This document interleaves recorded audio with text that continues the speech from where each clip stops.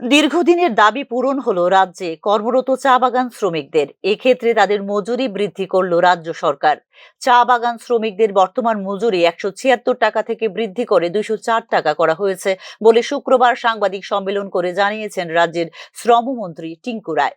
এক্ষেত্রে অপ্রাপ্তবয়স্ক চা বাগান শ্রমিকদের মজুরি 88 টাকা থেকে বৃদ্ধি করা হয়েছে 102 টাকা, জানিয়েছেন শ্রমমন্ত্রী টিঙ্কু রায়।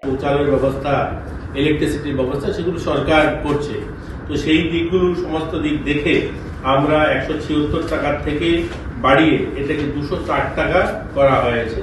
আজকের পর থেকে যখনই গভর্নমেন্ট অর্ডার বার করবে তারপর থেকে 204 টাকা এখন থেকে আমাদের চা শ্রমিক যারা রয়েছে তারা পাবে। হ্যাঁ, তো এটা এপ্রিল থেকে ওনারা ডিসিশন নিয়েছেন যে 204 টাকা তারা পাবে। এবং অপ্রাপ্ত বয়স্ক যারা রয়েছে, যারা যেখানে 88 টাকা পেত, তারা 102 টাকা পাবে। এবং পরবর্তী পর্যায়ে মুক্ত সুপারিশ মূলে রাজ্য সরকার নিম্ন উল্লেখিত খালি চা বাগান কর্মরত শ্রমিকদের ন্যূনতম মজুরি বৃদ্ধি অনুমোদন প্রদান করছে, যেখানে প্রাপ্তবয়স্ক পুরুষ এবং মহিলা দৈনিক 204 টাকা এবং অপ্রাপ্ত বয়স্কদের জন্য দৈনিক 102 টাকা। এটা হবে এখান থেকে। রাজ্যের বর্তমানে কর্মরত চা বাগান শ্রমিক পরিবারের সংখ্যা 6,485। এই ক্ষেত্রে 3,169 জনকে জমির পাট্টা দিয়ে দেওয়া হয়েছে বলে এদিন সাংবাদিক সম্মেলনে জানিয়েছেন শ্রমমন্ত্রী টিঙ্কু রায়। শুধু তাই নয়, 4,922টি পরিবারকে প্রায়োরিটি গ্রুপে রেশন কার্ড দেওয়া হয়েছে বলেও জানিয়েছেন শ্রমমন্ত্রী। হচ্ছে যে আমাদের রাজ্যে 6,585 পরিবার চা শ্রমিক পরিবার আছেন যারা বাগানে কাজ করে। এদের মধ্যে ইতিমধ্যে আমরা যাদেরকে পাট্টা দিয়েছি 3,166 জনকে আমরা অলরেডি পাট্টা প্রদান করা হয়েছে।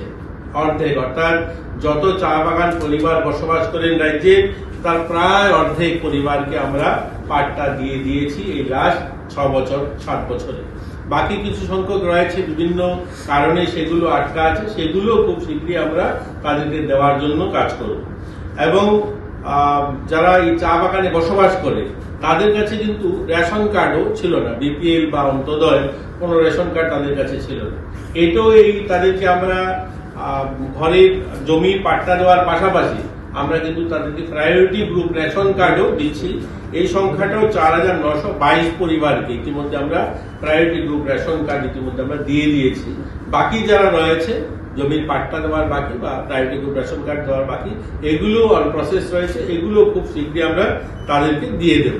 তো আমরা আশাবাদী আগামী দিন আমাদের চা পরিবার যারা বসবাস করেন এখানে তারাও সম্মানের সঙ্গে স্বাভিমানের সঙ্গে তারাও বাঁচতে পারবে, তাদের ছেলেমেয়েরাও আত্মনির্ভরতার দিকে তারাও এগোবে এবং তাদের ছেলেমেয়েরাও। রাজ্যে 12,839 হেক্টর জমি জুড়ে চা বাগান রয়েছে 52টি। এর মধ্যে সরকার পরিচালিত চা বাগান রয়েছে 5টি, সমবায় পরিচালিত চা বাগান রয়েছে 11টি এবং বাকি চা বাগানগুলি হলো বেসরকারি মালিকানাধীন। 2017-18 সালে যেখানে মোট 1.72 লক্ষ কেজি চা উৎপাদন হতো রাজ্যে, 2024-25 সালে তা বৃদ্ধি পেয়ে দাঁড়িয়েছে 7 লক্ষ কেজি। 7,000 এরও বেশি চা বাগানের শ্রমিকদের সামাজিক নিরাপত্তা প্রদানের জন্য মুখ্যমন্ত্রী চা শ্রমিক কল্যাণ প্রকল্প চালু করেছে রাজ্য সরকার। চা বাগান শ্রমিকদের আবাসন, রেশন এবং আর্থিক সহায়তা নিশ্চিত করা হয়েছে এর মাধ্যমে। 204 টাকার এই বর্ধিত মজুরি এপ্রিল 2025 থেকে কার্যকর হবে বলে জানিয়েছেন শ্রমমন্ত্রী Tinku Roy. Bureau report, news নাও।